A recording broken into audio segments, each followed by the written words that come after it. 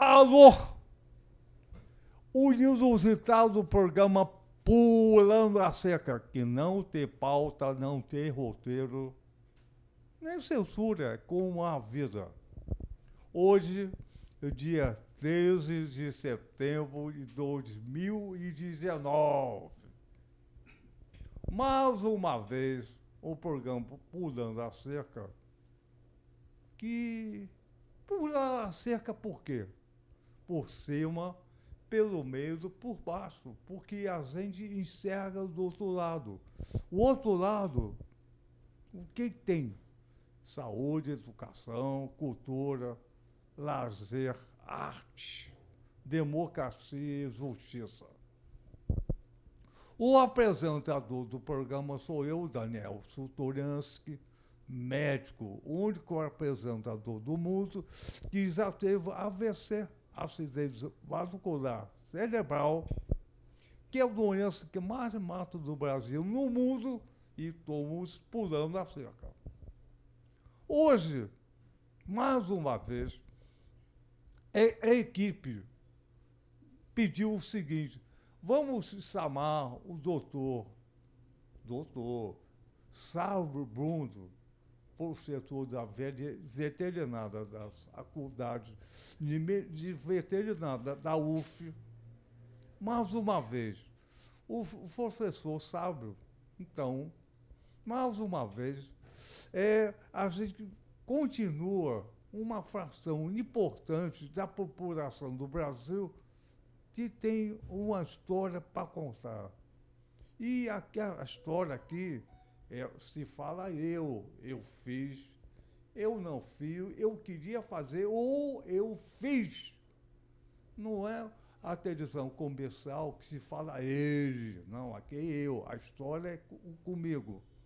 Então, vamos mais uma vez convidar o professor Sábio, o simpaticíssimo, o gostosíssimo, o tesudíssimo, o estudiosíssimo também, professor Sábio Bruno. Vem pular a cerca! Pulou! Epa! Pulou bem. Bom dia, Daniel. Bom dia, boa tarde, boa noite, e o programa repete. O Sábio, vou fazer uma pergunta para você. Tem assistir? Com certeza, porque aqui o programa é longo e se a gente não estiver preparado como a vida, né, a gente não consegue avançar. Olha só, a equipe escolheu você para você retornar ao programa. A equipe é uma produção coletiva. Se não tiver equipe, nada funciona. Na vida, é tudo com a equipe. Exatamente. O coletivo, eu desde já agradeço aqui a todos os presentes, viu?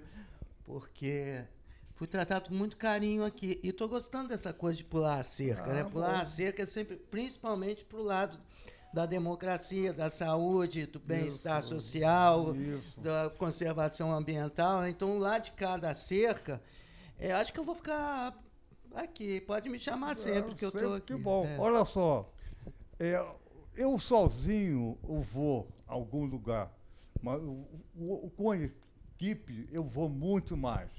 Olha só, Sábio, você é professor titular da UF, na Faculdade de Veterinária. Você tem livros, textos, filmes, professor de veterinária, geografia, tem fotografia também, e tem tanta coisa. Como é que você faz ao mesmo e dá aula? Olha só, sabe, como é que você organiza a tua tarefa de viver? Ô, Daniel, viver é sempre um desafio e um risco, né? Então, bom, você me fez várias perguntas, eu vou tentar direcionar uma de cada vez, né? Muitas vezes, assim, quando jovem, ainda a época do vestibular, a gente tinha vamos dizer assim, uma percepção de que o conhecimento ele vem sendo compartimentado de uma forma cartesiana, com muitas palavras que a gente utiliza hoje, como desenvolvimento sustentável e outras que estão em moda, não existia naquele tempo. Mas o meu olhar era um olhar que eu posso dizer holístico frente à vida. Então, assim, com toda a modéstia, com toda, vamos dizer assim, a humildade do mau sentido que o ser humano deve carregar como uma das grandes virtudes, eu sempre procurei trabalhar e estudar. Então, assim, o trabalho é algo que, para mim, é muito dignificante, não só para mim, mas para muitos brasileiros, para muitos cidadãos. E eu acho que eu trouxe isso muito da minha família, do meu pai, principalmente, porque nós estávamos conversando agora nos bastidores. Eu entendo que, no Brasil, o trabalho nem sempre foi digno. O trabalho era algo que deveria ser realizado por classes menos favorecidas, o que é um erro histórico absurdo, né, ligado ao horror da escravidão, ligado a um poder desmedido e valores completamente equivocados. Portanto, eu aprendi muito com meu pai, médico, que o trabalho dignifica. Então, eu sempre gostei de trabalhar. E nessa de gostar de trabalhar, eu modestamente coloco o coração no que faço.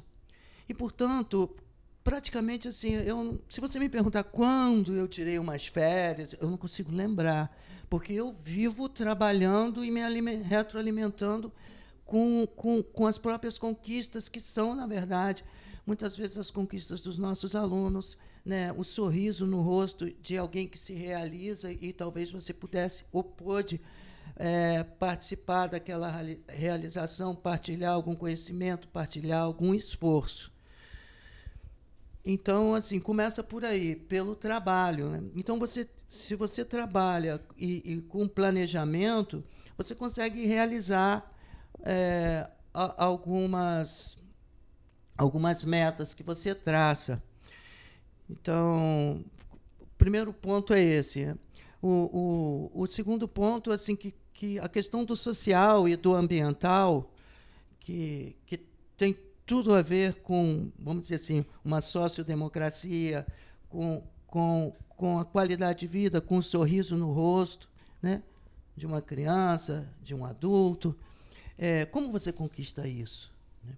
Então, muitas vezes, eu percebo que nós começamos a compartilhar ou compartimentar o conhecimento de tal forma, algumas décadas atrás, a partir da própria Revolução Industrial, né, de forma que nós criamos muitos especialistas que deixaram de lado um olhar mais amplo. Então, você acaba, muitas vezes, sendo um repetidor de técnicas que lhe foram ensinadas. Mas aonde que fica o coração nisso? Aonde que fica a visão maior desse contexto? Quando você entra na faculdade e você faz diversas disciplinas, todas elas compartimentadas, muitas vezes não tem alguém para te dizer, ou mesmo uma ênfase de que você precisa juntar aquilo tudo no final, mesmo que seja uma profissão, que já é uma compartimentação do conhecimento,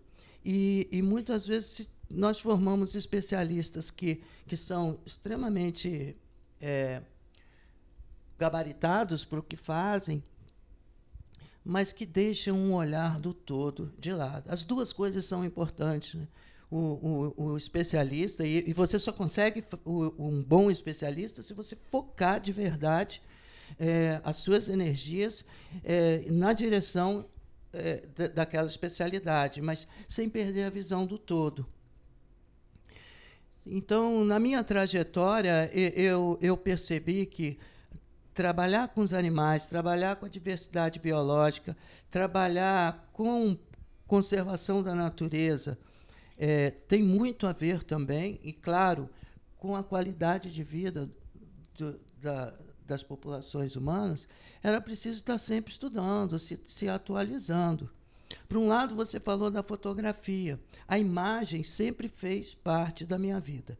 Então, eu acredito que, sempre acreditei, desde que eu consegui comprar a minha câmera, primeira câmera, foi uma grande conquista, e eu comecei a minha carreira como docente, depois de 5 anos trabalhando no campo, trabalhando em diversos segmentos profissionais, mas trabalhando principalmente no campo. Eu comecei a dar aulas de ecologia em 1991. E todo o material da minha aula, ou praticamente todo, eu mesmo produzia com a minha câmera fotográfica. Então, aquelas projeções de slides e tudo, porque aí era o diferencial também do professor, né? Ele está falando daquilo que ele tem propriedade, modestamente, para falar. Então, a imagem, ela sempre esteve presente na minha vida como uma ferramenta de educação. Só que a fotografia científica, ela não é desprovida de arte, como a vida não é desprovida da arte, ou não deveria ser. Portanto, essa relação entre ciência e arte sempre esteve presente na minha vida.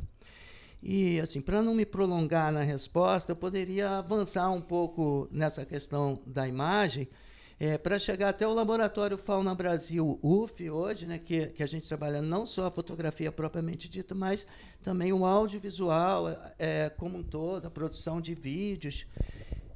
Enfim, como você falou, eu fiz inicialmente a veterinária, depois eu tive uma história que eu fiz a licenciatura e o bacharelado em ciências biológicas. Mais recentemente, eu fiz a licenciatura em geografia, mas eu já tinha, na verdade, uma pegada forte no Instituto de Geociências da UF, e para mim foi muito importante, para quem trabalha essa visão mais abrangente das questões socioambientais. Como eu disse anteriormente, ela exige um estudo contínuo e um olhar mais amplo, pelo menos no meu entendimento, na minha humilde maneira de ver o mundo. E, para terminar essa resposta, assim, Sócrates, não foi, que disse que assim, eu sei que nada sei, e, portanto, isso me coloca numa posição bastante confortável frente ao mundo. Sábio, você tem vários textos e livros sobre pato mergulhão, animais exóticos, invasores Isso, e animais quase extintos. Isso é importante, essa relação com os animais. Agora, o pato mergulhão você transformou no ícone no Brasil. Aliás, eu olho para você, eu penso que você é o pato mergulhão. Nossa, que orgulho, Olha só, o pato mergulhão é simpático, navega bem. Quando eu vejo o sábado, eu me lembro do pato mergulhão. O pato mergulhão é tão diferenciado, é uma coisa totalmente acima. Você conseguiu fotografar o pato mergulhão com seus patinhos. Eu acho que você é um pato mergulhão com seus patinhos. Os professores, os alunos, o que você escreveu, o livro de criança também. Olha só. Vou perguntar mais uma vez, como é que você dispõe do tempo para realizar tudo isso? É uma obra exemplar, desde criança até a fotografia, o filme, a aula, o estudo, né, tudo. Muitas vezes nas redes sociais, ou mesmo no dia a dia, muitas vezes a gente esquece de contabilizar com o professor, principalmente ele está dentro de sala de aula. Ontem, às 7 horas da manhã, eu estava já iniciando a aula e fui até às 8 da noite. Então o professor, assim, ele faz pesquisa, ensino, extensão e também gestão, né? Então, muitas vezes eu também ponho a cabeça no travesseiro, e é sempre um desafio como lidar, né? O professor universitário, o professor do serviço público, né? Quando ele assina, quando faz uma prova, ele assina e ele se compromete a fazer a pesquisa, fazer ensino e extensão, que podem estar de mãos dadas, e também a gestão, né? Atualmente, eu estou como coordenador do campus do Núcleo Experimental de Iguaba Grande, que é uma área de restinga incrível, um dos últimos remanescentes de restinga, savana estépica, ao redor da lagoa ou laguna de Araruama, e que é uma área da Universidade Federal Fluminense, da Faculdade de Veterinária, em que nós estamos muito esperançosos, na verdade, de alavancar aquele espaço e levar, de fato, a universidade para aquela região, embora com todos os desafios que existam no momento atual da universidade e do país.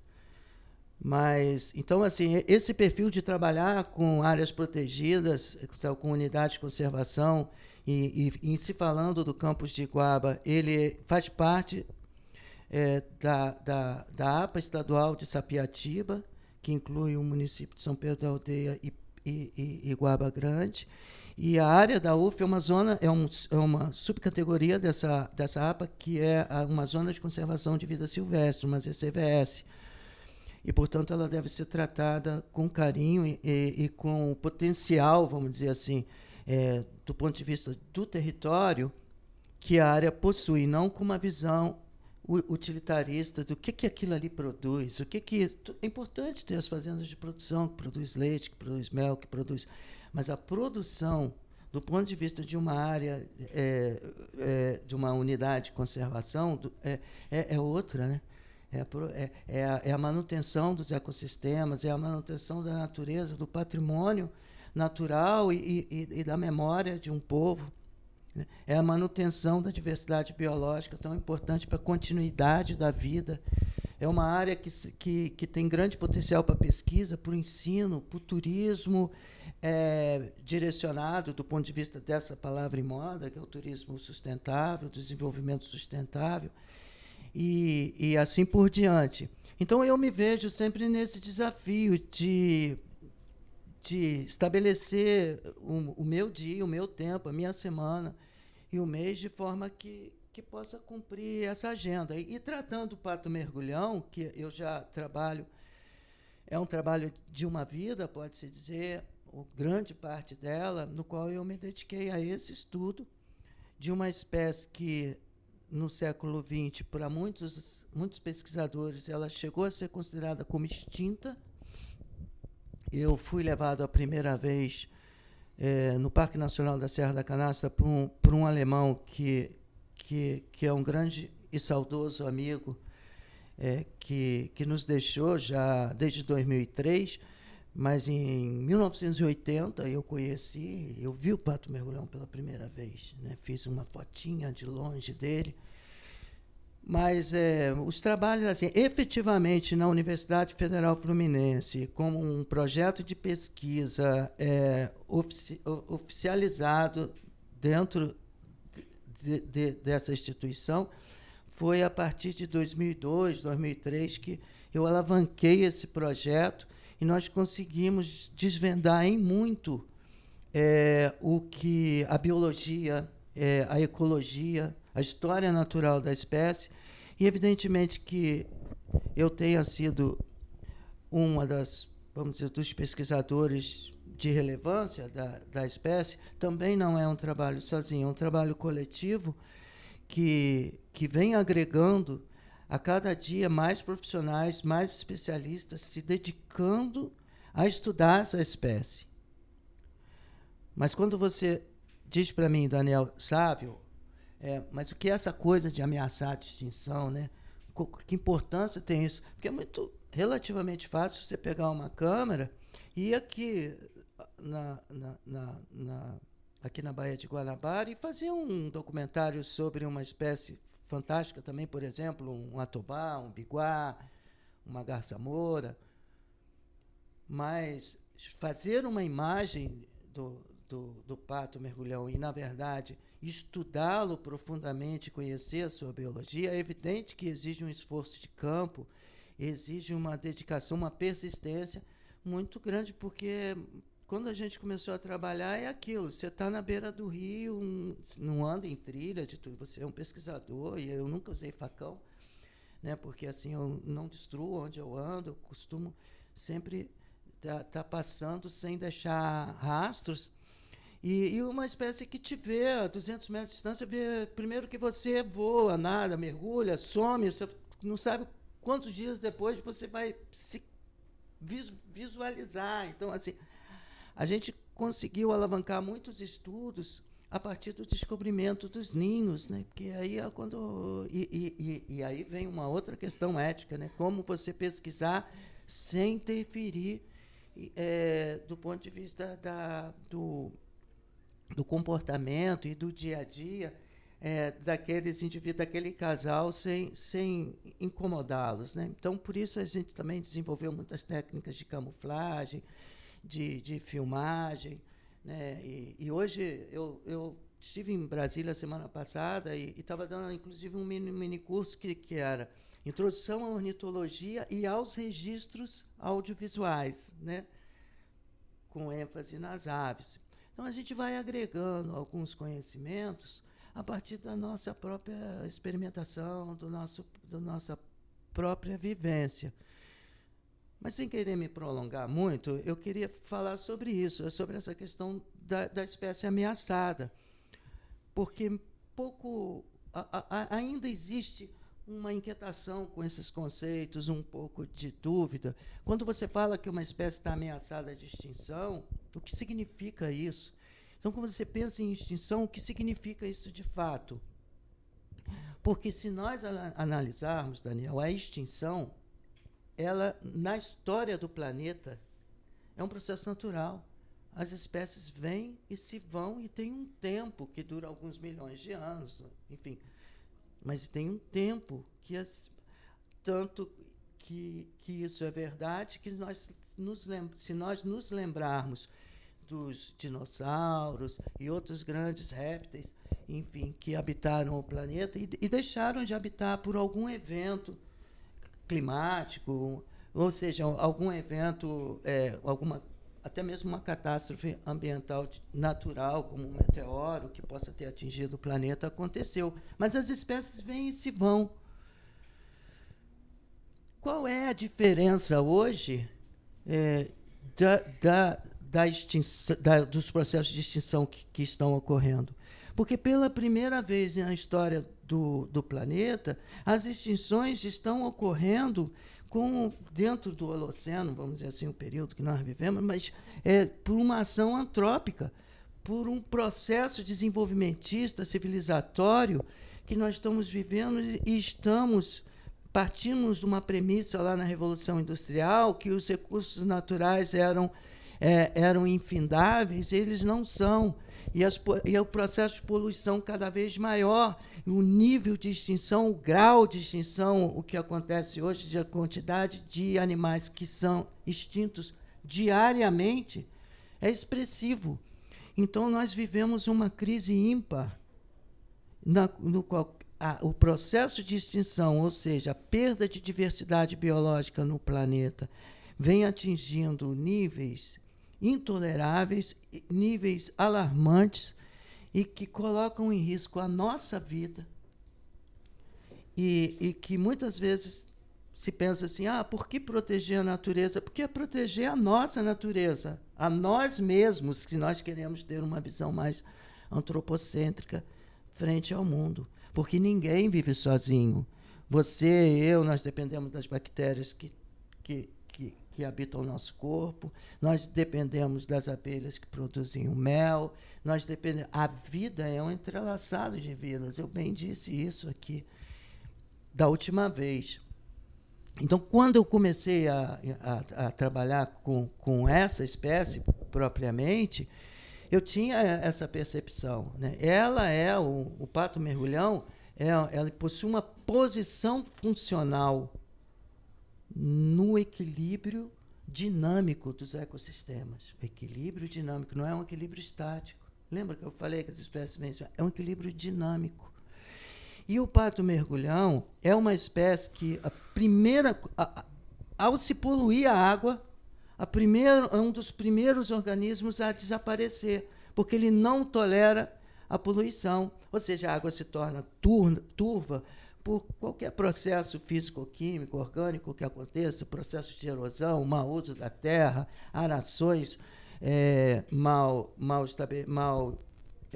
feitas, estradas mal drenadas e que podem levar sedimentos ao rio e mudar a composição desse rio, turvar essa água. E várias formas de poluição que acontecem no meio hídrico, que ele como eu disse, ele não tolera, porque ele precisa, ao mergulhar para pegar o lambari, principalmente, né, ele precisa muito da visão.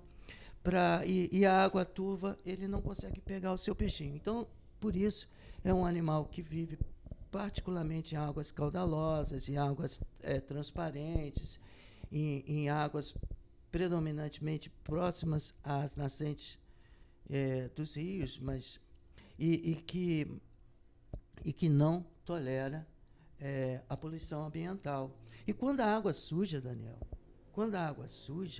não é só a biodiversidade que contextualiza o rio que está em perigo. Toda a vida está em perigo. A poluição hídrica está associada à miséria humana, está associada principalmente às doenças, enfermidades de forma geral, que são associadas à poluição, e principalmente à poluição hídrica. Então, assim, não é só... quando nós defendemos o pato mergulhão, nós estamos defendendo a vida como um todo. E muitos levam um tempo para perceber isso, mas acabam percebendo, assim, proteger o pato mergulhão é proteger a vida. Porque ele se tornou uma bandeira de conservação, uma bandeira que agrega, junto com essa bandeira, toda uma diversidade biológica e a própria conservação dos recursos hídricos brasileiros. Ele não é a única bandeira de conservação. Se você buscar na Mata Atlântica ou na Floresta Atlântica, por exemplo, nós temos bandeiras de conservação como o mico-leão-dourado, que todos conhecemos, né, para os ambientes marinhos. As tartarugas marinhas ganharam esse contexto, né? Mas o pato mergulhão, ele foi consagrado símbolo de conservação das águas brasileiras, o que não é pouco e o que muito nos engrandece, porque aquele que começou a trabalhar, né, quando ninguém, ou muitos poucos, conheciam a diversidade biológica brasileira, especificamente esse anseriforme, esse anatídeo, esse patinho, né, e ele hoje ganhar esse destaque, é sinal que um pouco de contribuição, um pouco de legado, modestamente, alguns pesquisadores deixaram para o país. O Sábio, professor Sábio, você falou com grande ênfase no coletivo. Sim, sim. O coletivo veio do teu avô e o teu pai. O teu avô era médico, era um grande professor. Sim, era um educador, sim. Educador. Professor. E o teu pai era médico, também dei aula, o famoso doutor Bonzinho. Sim.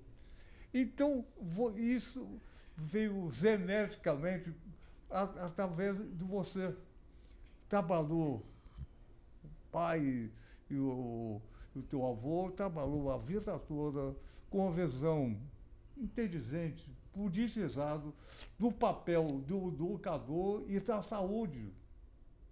E você caminha isso através do conhecimento de veterinária, geografia e o coletivo. A tua visão é uma visão coletiva.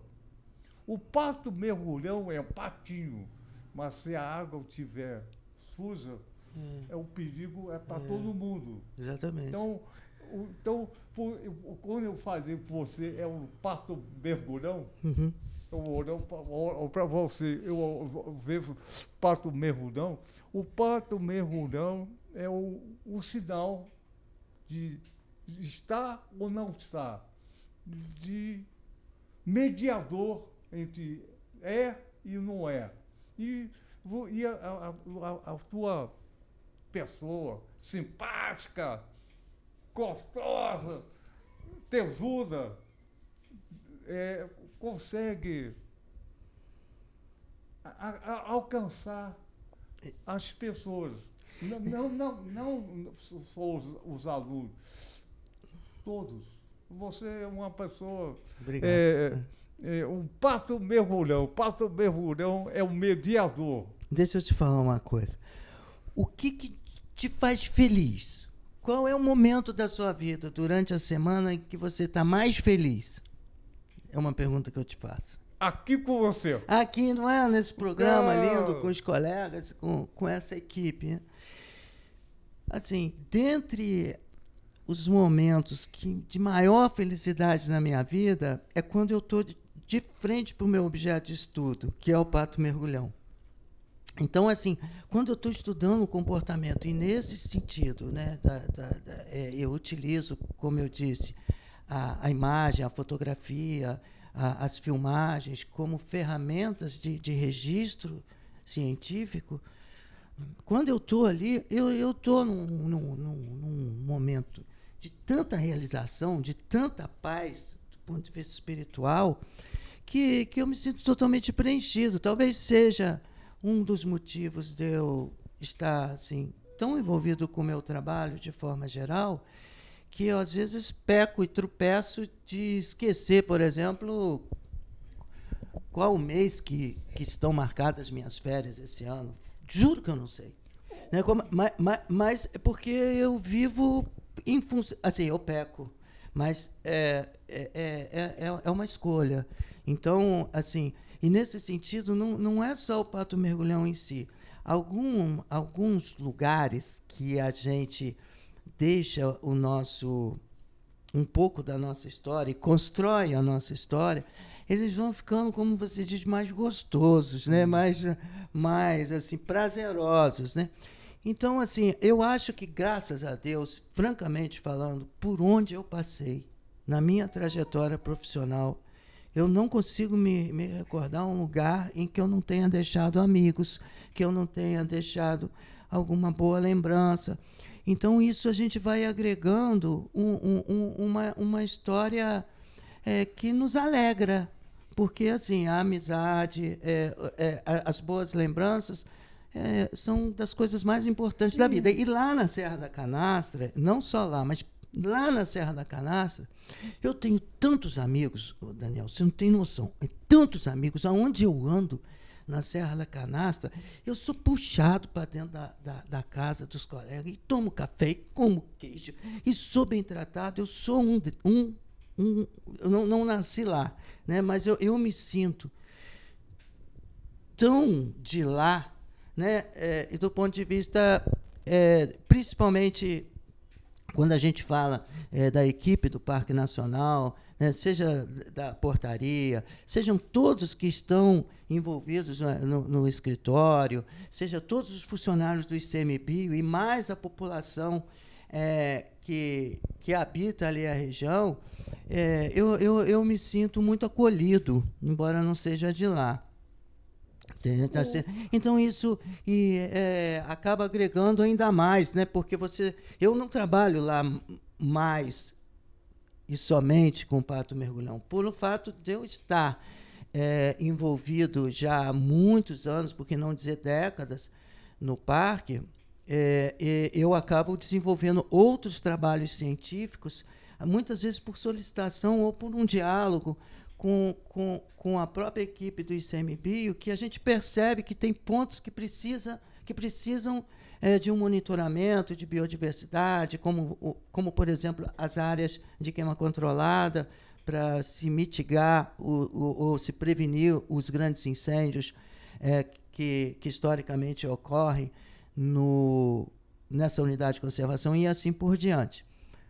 O Sábio, eu falei para você que você me leva para o mergulhão. Eu, como o seu amigo e o seu, eu agora médico, não é por acaso, não é por acaso que eu acho que você é o passo mergulhão. Por que o mergulhão? Você mergulhou na intimidade das pessoas quando você faz amizade. Você mergulhou fundo na amizade. Basta mergulhão, quando a água está poluída, não consegue enxergar. E você é o próprio pato mergulhão que mergulha o limpo, a água limpa, consegue ver a solidariedade, consegue ver a amizade, consegue ver a ciência, e o que você mergulhou geneticamente no teu avô e no teu pai, o doutor Bonzinho. Você, olha, por que o pato mergulhão? Ora, é muita coincidência para ser coincidência. Você, o pato mergulhão, mergulhou na alma das pessoas e do próprio ciência, na biodiversidade. Então, quando eu olho para você, eu olho para o mergulhão, a pessoa que mergulhou fundo na alma da pessoa. Nada é por acaso. Ô, Daniel, teve um livro que, uma ocasião, eu tive a oportunidade de escrever, que se chama Animais na Terra, Anjos no Céu. Exato. E é um livro que tem algumas crônicas ali, e dentre elas tem uma que se chama O Rio que Corre Dentro de Nós. E naquela crônica eu enfatizo que tudo é rio. Porque muitas vezes nós pensamos no rio somente como a água que flui. Só que o rio, ele é composto não só pela água que flui, como os sedimentos que existem no fundo, a vida que existe entre as folhagens, que muitas vezes são sedimentos que estão no fundo do rio, os peixes e toda uma série de invertebrados e vertebrados que estão nos corpos hídricos, as aves, os passeriformes, os martins pescadores, todos a avifauna que circunda, os mamíferos que se aproximam do rio para tentar obter algum documento, a fruta que cai, algum alimento, a fruta que cai e um peixe, por exemplo, se alimenta, e assim por diante. Ou seja, as matas ciliares que compõem o rio, elas contextualizam uma vida que vai muito além da água que flui. E essa vida se estende até nós. Porque sem água não há vida. Se nós pararmos e observarmos, vamos tirar o Brasil como exemplo. Quando houve o processo colonizatório no Brasil, né, as primeiras vilas, as primeiras cidades, aonde que elas se estabeleceram? Sempre próximos a um rio. Sempre próximos a um rio. Porque ela depende desse rio para sobreviver, porque sem esse rio ela não consegue ter água na torneira, não consegue ter vida, não consegue se estabelecer e crescer. Aí sabe o que nós fizemos com nossos rios? Nós poluímos, a ponto de nos envergonharmos dele. A ponto de se transformar num valão pútreo, que aí a gente resolve tampar o rio. Aí a gente, vamos tampar o rio. Esse rio aqui não pertence a nós. Então, essa incoerência, essa inconsistência do ponto de vista da continuidade da vida, da qualidade de vida, é nítida, que se nós não cuidarmos dos nossos rios, nós não estamos cuidando da vida. Entende o pato mergulhão?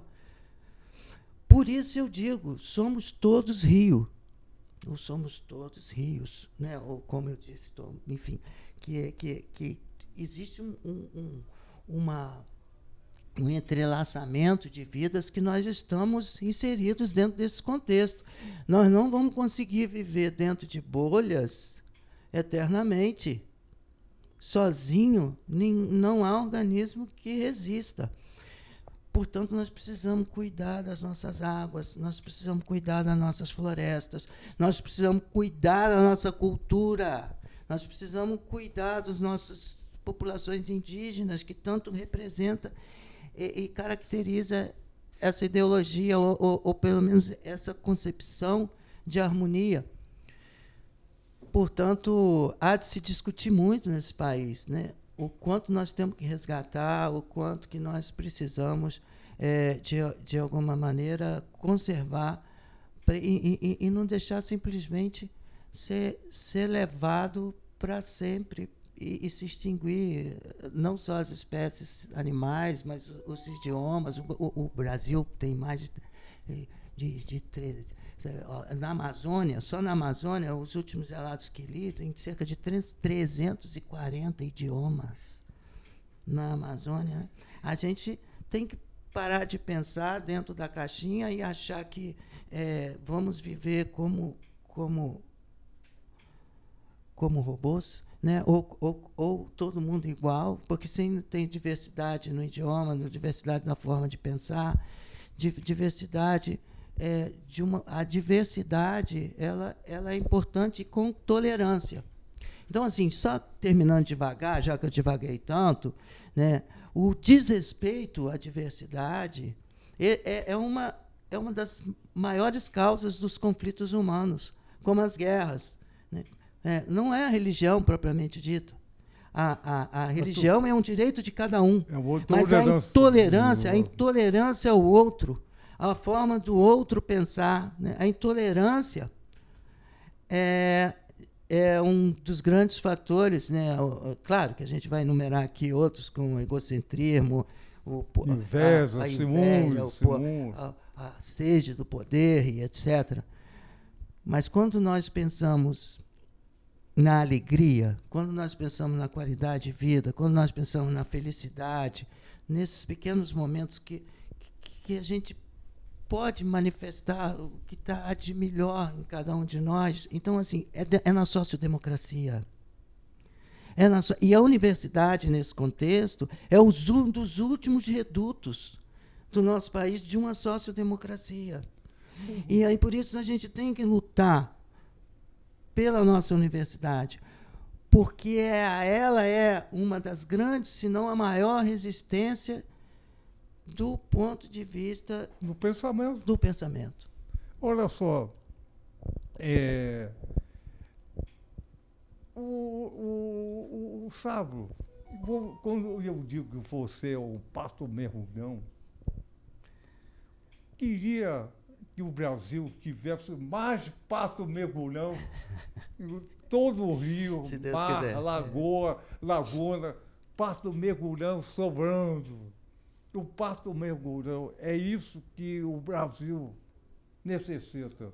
Universidade significa universo. Universidade vem do universo.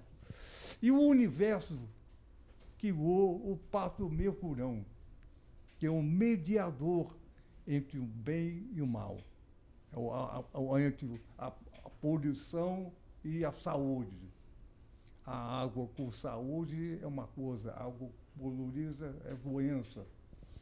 E a doença a saúde é transformação social. E a doença é não transformação social. Então, o pato mergulhão transforma o social com a água limpa de ciência, água limpa de saúde, água limpa de educação. Exatamente, Daniel. E, nesse sentido, preservar a diversidade biológica, preservar o pato mergulhão, preservar as espécies endêmicas do nosso país, do nosso continente, também gera renda, também gera desenvolvimento sustentável.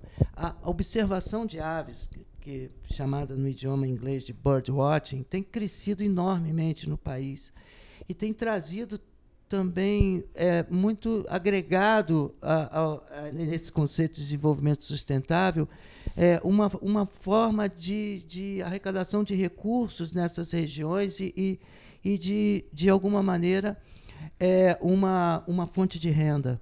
Olha só, o Sábio, o nosso programa tem 45 minutos. Poxa. Um tempo de futebol. Acabou. Ah, não. Acabou rapidinho. Pô, não tem o segundo tempo? Tem um segundo tempo. Não, esse já é o segundo tempo. Vamos visitar para o terceiro tempo. Vamos pensar nisso no futuro. Vamos terminar. Infelizmente, o nosso programa bateu um palmo para o Sábio. Oh, muito obrigado a vocês são demais. Muito obrigado. Obrigado, Daniel. O nosso auditório está imenso. Tem Exato. quanta gente está aqui batendo um papo para você. Então, vamos cantar 1, 2, 3, pulando a cerca com vocês. Vamos lá. 1, 2, 3, pulando a cerca com vocês. E viva o Pato Mergulhão! Viva!